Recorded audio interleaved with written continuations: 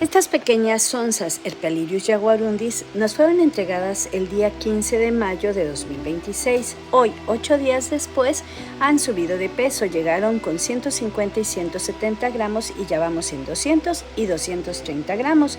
Se agradece la acción de una ciudadana del corte que fue quien los rescató y entregó a Protección Civil de Santiago Ixcuintla y a CONAM, que fue quien nos las hizo llegar.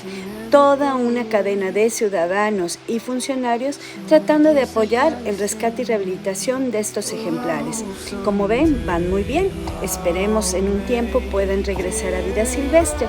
Como van, no creo que haya ningún problema con ello, pero faltan muchos meses de cuidar, alimentar y hacer un refugio para prepararlos para volver a vida libre.